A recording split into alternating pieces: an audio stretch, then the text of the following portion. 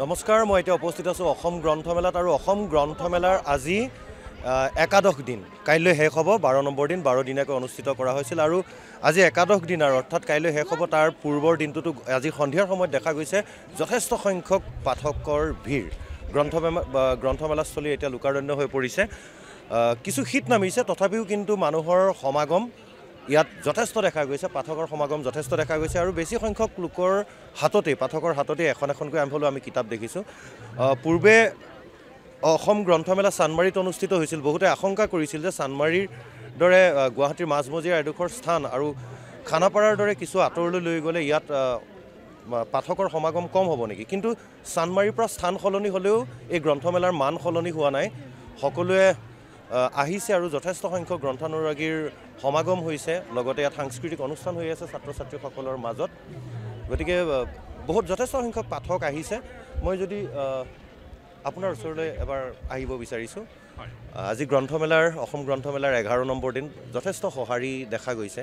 গতিকে আপোনাক প্ৰথমে সুধিব বিচাৰিছোঁ কি কিতাপ কিনিলে? আজিখন মই কিতাপ কিনিলোঁ মোৰ ছোৱালীজনীৰ কাৰণে। লক্ষ্মীনাথ বেজবৰুৱাদেৱৰ এখন সাধু কথা পুথি ল'লোঁ। তাৰপিছতে আমাৰ ডক্টৰ প্ৰণৱজ্যোতি ডেকাৰ তেখেতৰ মানে গল্প, শ্ৰেষ্ঠ গল্প, অসম সাহিত্য একাডেমী বঁটাপ্ৰাপ্ত সেইখন পুথিখন ল'লোঁ। ভাল লাগিছে পৰিৱেশটো। প্ৰণৱজ্যোতি ডেকা হৈছে অসমৰ, সকলোৱে জানো যে আমি এগৰাকী অসমৰ অন্যতম শ্ৰেষ্ঠ গল্পকাৰসকলৰ ভিতৰত অন্যতম। কিবা কাৰণত হয়তো সাহিত্যৰ ক্ষেত্ৰত যিদৰে যশস্যাটো মানে গ্লেমাৰৰ কথাটো কৈছোঁ, তেওঁৰ কৃতিত্বক কোনেও অস্বীকাৰ কৰিব নোৱাৰে, সেইখিনি যেন ক'ৰবাত নাপালে যেন লাগে। আপোনাৰ লাগেনে তেনেকুৱা? তেখেতৰ মৃত্যুৰ পিছত এই কথাষাৰ বহুত চৰ্চা হৈছিল। হয়, তেনেকুৱা চৰ্চাৰ কথা শুনিছোঁ, কিন্তু মই এনেও আচলতে সেইটোৱে আমাৰ সকলোৰে এটা তেনেকুৱা আছে স্বভাৱজাত জাতীয় ট্ৰেজেডি বুলি শব্দটো প্ৰয়োগ কৰিব পাৰি ইয়াতে, যে মৃত্যুৰ পিছতহে আচলতে সেই সন্মানখিনি আমি দিব লাগে। কিন্তু আগতীয়াকৈ জীৱনকালত আমি কিমান দূৰ সম্ভৱ দিব পাৰোঁ এজন ব্যক্তিক, সেই এটা পিছে আমি সকলোৱে ভাবি চাবলগীয়া কথা। গুৱাহাটীৰে, আমি পাঞ্জাবাৰীত থাকোঁ, নিবাসী মোৰ পত্নী। আপুনি অকণমান ওচৰলৈ আহক। আপোনালোকে পাঞ্জাবাৰীত থাকে, এইবাৰ গ্ৰন্থমেলাখন আপোনালোকৰ কাৰণে ওচৰ হৈছে, সেই দৃষ্টিকোণে আপোনালোকৰ কাৰণে বিৰাট ভাল হৈছে। আনকালে চানমাৰীত থাকে, কিন্তু সামগ্ৰিকভাৱে যদি চাবলৈ যাওঁ চানমাৰী আৰু খানাপাৰাত ডিফাৰেঞ্চ কিবা দেখিছেনে? পাৰ্কিংটো মানে ইয়াত ভাল পাইছোঁ আৰু পাৰ্কিং আৰু ইয়াতে হ'ব লাগে, প্ৰত্যেকবাৰে সেনেকৈ বিচাৰিম আৰু প্ৰত্যেক বছৰ ইয়াতে হ'ব লাগে। পাৰ্কিঙৰ সুবিধাৰ কাৰণে যথেষ্ট সংখ্যক লোক আহিছে তাত, যিহেতু যথেষ্ট কোলাহলপূৰ্ণ এক অঞ্চল। ইয়াত বহুত ঠাই আছে, গতিকে ভাল হৈছে, ঘূৰিবলৈ ভাল হৈছে। আজি 11 নম্বৰ দিন হ'ল, কাইলৈ শেষ হ'ব। গ্ৰন্থপ্ৰেমীৰ কিন্তু উচ্ছ্বাস যথেষ্ট দেখা গৈছে, যিহেতু এটা উৎসৱমুখৰ পৰিৱেশ। আমাৰ ভোগালী বিহু আহি আছে, সকলোফালে এক উৎসৱমুখৰ পৰিৱেশ। গতিকে আপুনি ভাবেনে যে গ্ৰন্থমেলা আৰু 2টা দিন অন্ততঃ বঢ়াই দিছিল, কাইলৈ শেষ নকৰি আৰু 2টা দিন? 2টা দিন দিব পাৰে 2টা দিন দিবলৈ। সেইটো আগতে কিন্তু তেনেকুৱা ধৰণৰ এটা হৈছিল, ট্ৰেডিশ্যন আছিলে, মানে যে পিছত 2টা দিন আৰু 3-4টা দিন মানে বৃদ্ধি কৰি দিয়ে, বঢ়াই দিয়ে। গতিকে অসম প্ৰকাশন পৰিষদলৈ বা সচিব প্ৰমোদ কলিতালৈ কিবা আহ্বান থাকিব? তেখেতসকলে নিশ্চয় এই ক্ষেত্ৰত চিন্তা চৰ্চা কৰিবই, তেখেতসকলে এইখিনি ক্ষেত্ৰত জ্ঞাতই। আৰু যিহেতু পঢ়ুৱৈ সমাজৰ বা আমাৰ পাঠক সমাজৰ দেখিছে, সমাজৰ দেখিছে, আজি সমাগম দেখিছে, গতিকে নিশ্চয় তেখেতসকলে এই দিশত চিন্তা কৰে। নামটো কি আৰু বৃত্তিগতভাৱে আপুনি কি কৰে? মোৰ নাম শ্ৰী অসীম ঠাকুৰীয়া, মই APDCL-ত কৰ্মৰত DGM হিচাপে আছোঁ। ধন্যবাদ থাকিল ঠাকুৰীয়া ডাঙৰীয়া। লগত আপোনালৈ নতুন বছৰ বহুত বহুত শুভেচ্ছা ভোগালী গ'ল। ধন্যবাদ। এইবাৰ আমি আহিব বিচাৰিছোঁ আমাৰ এটা প্ৰকাশক সংস্থাৰ ওচৰলৈ। অসমৰ এটা জনপ্ৰিয় পাব্লিকেশ্যন হৈছে MR পাব্লিকেশ্যন। গতিকে MR পাব্লিকেশ্যনৰ যিগৰাকী প্ৰকাশক তেখেত আছে, খুব ব্যস্ত হৈ আছে। এই ব্যস্ততা আমি দেখুৱাবলৈ পালে অকণমান ভাল পাম। তেখেতে ব্যস্ত হৈ আছে, আপুনি কাম কৰি থাকক। ব্যস্ততাৰ মাজতে আপোনাক এই লাইভ বুলেটিনলৈ স্বাগতম জনাইছোঁ। আজি 11 নম্বৰ দিন, যিহেতু আপুনি প্ৰকাশক হয়, গতিকে কিছু ব্যৱসায়িক দৃষ্টিভংগীৰে সুধিছোঁ, বিক্ৰী বাৰ্তা কেনেকুৱা? ভাল, যোৱাকালিতো বহুত ভাল, যোৱাকালিতকৈ অলপ কম। সোমবাৰটো জেনেৰেলি কমেই থাকে, কিন্তু যোৱাকালি যথেষ্ট কিতাপ বিক্ৰী হৈছে। মানে মই 2014-ত সেনেকৈ কিতাপ বিক্ৰী কৰিছোঁ আৰু যোৱাকালি তেনেকৈ কিতাপ বিক্ৰী কৰিছোঁ। মানে মই যদি এটা কথা কওঁ যে চানমাৰীতকৈ ইয়াত খানাপাৰাত বিক্ৰীটো অলপ ভাল হৈছে নেকি? ডেফিনেটলি বহুত ভাল হৈছে। তেতিয়াহ'লে চৰকাৰক এটা আপিল কৰিব নেকি আপুনি যে স্থানটো চানমাৰী, কাৰণ আমি ইয়াৰ আগতেও পাঠকৰ লগত কথা পাতিছোঁ, তেওঁলোকে কৈছে পাৰ্কিঙৰ সুবিধা আছে, আহল বহল ঠাই, গতিকে মানুহ আহিছে, ইয়াতে হোৱাটো বিচাৰোঁ। আপোনালোকে কিবা ক'ব? নাই, ডেফিনেটলি ইয়াতে হওক। মেইনলি পাৰ্কিং, মানে মানুহে নিশ্চিত মনত গাড়ীখন থৈ গ্ৰন্থ মানে চাব পাৰে বা ক্ৰয় কৰিব পাৰে। মই হিচাপত চানমাৰীত সেই সুবিধাটো নাছিল, মেইনলি মানুহৰ মানে 70% মানুহৰ গাড়ী আছে, গাড়ীখন যাতে সুৰক্ষিত জেগাত থ'ব পাৰে, তাৰপিছত গ্ৰন্থ ক্ৰয় কৰিব বা চাব পাৰে। আপুনি যিহেতু কৈছে যে 2014 চনত এনেকুৱা এটা দিন আছিল যেতিয়া মোৰ ভাল কিতাপ বিক্ৰী হৈছিল আৰু কালিৰ দিনটোত, গতিকে সুধিছোঁ আজি 11 নম্বৰ দিন, কাইলৈ 12 নম্বৰ দিন, কাইলৈ শেষ হ'ব, অন্ততঃ আৰু 2টা দিন বঢ়াই দিয়া উচিত নেকি? প্ৰমোদ কলিতা বা অসম প্ৰকাশন পৰিষদলৈ কিবা আহ্বান থাকিব? বঢ়াই দিলেতো ভাল, কিন্তু এটা সমস্যা আছে, আমিও কমিটিৰ লগত জড়িত, মানে 26 জানুৱাৰী ফিল্ডখনৰ মানে এটা সমস্যা আছে, প্ৰশাসনৰ হেৰিত আছে, সেইকাৰণে মই ভাবোঁ বঢ়াই দিলে আমাৰ লাভৱান, কিন্তু নোৱাৰে বঢ়াই দিব 26 জানুৱাৰীৰ আগন্তুক 26 জানুৱাৰীৰ কাৰণে।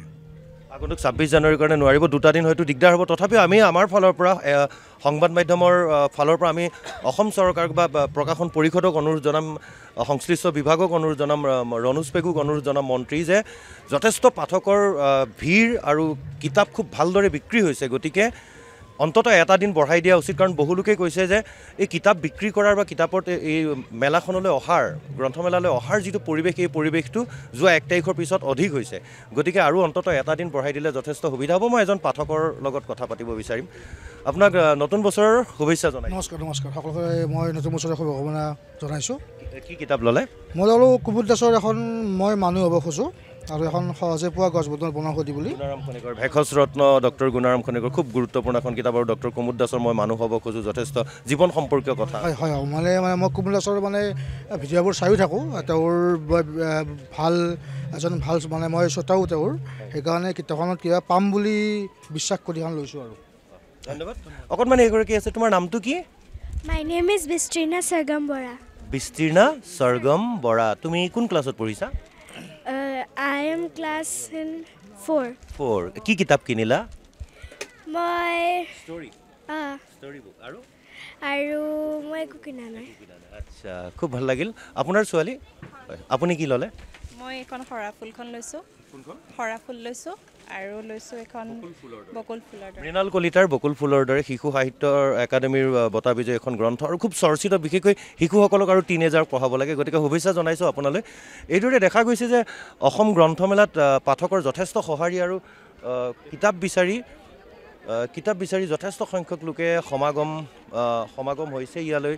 গতিকে অসম গ্ৰন্থমেলাৰ কাৰণে এইটো এটা ভাল খবৰ, অসমৰ গ্ৰন্থ জগতৰ কাৰণে ভাল খবৰ। আৰু আটাইতকৈ ডাঙৰ কথা, সকলোৱে কৈছে যে চান্দমাৰীৰ সলনি এতিয়াৰ পৰা স্থায়ীভাৱে খানাপাৰা খেলপথাৰত যদি গ্ৰন্থমেলাখন পতা হয় তেতিয়াহ'লে ভাল হ'ব। ভাল হোৱাৰ কাৰণটো হৈছে ইয়াত পাৰ্কিঙৰ যথেষ্ট সুবিধা আছে, কাৰণ নিজৰ গাড়ীখন বা নিজৰ বাইকখন পাৰ্কিং কৰি ইয়াত গ্ৰন্থমেলালৈ আহিবলৈ সুবিধা হয়, সময় পায়, সকলো ফালৰ সুবিধা হয়, আহল বহল ঠাই তাৰ, আৰু খানাপাৰাত যথেষ্ট চাৰিওফালে যথেষ্ট ঠাই আছে। আৰু দ্বিতীয়তে এটা কথা, যদিও বা 26 জানুৱাৰী আহি থকা কাৰণে ফিল্ডখন যিহেতু এৰি দিব লাগিব, 26 জানুৱাৰী আমাৰ গণতন্ত্ৰ দিৱসৰ কাৰণে তাত ইয়াত পেৰেড হয়, বিভিন্ন ধৰণৰ কাৰ্যসূচী হয়, কিন্তু তাৰ পিছতো নিশ্চয় পাঠকসকলে আশা কৰিব, ইতিমধ্যে এজন পাঠকে আমাক জনাইছে যে অন্ততঃ আৰু এটা দিন বঢ়াই দিয়া উচিত, যাতে ইয়াত আৰু ভালদৰে পাঠকৰ বা গ্ৰন্থপ্ৰেমীৰ সমাগম হয়। আমি দেখুৱাইছোঁ সময় এতিয়া 7 বাজি গৈছে, আৰু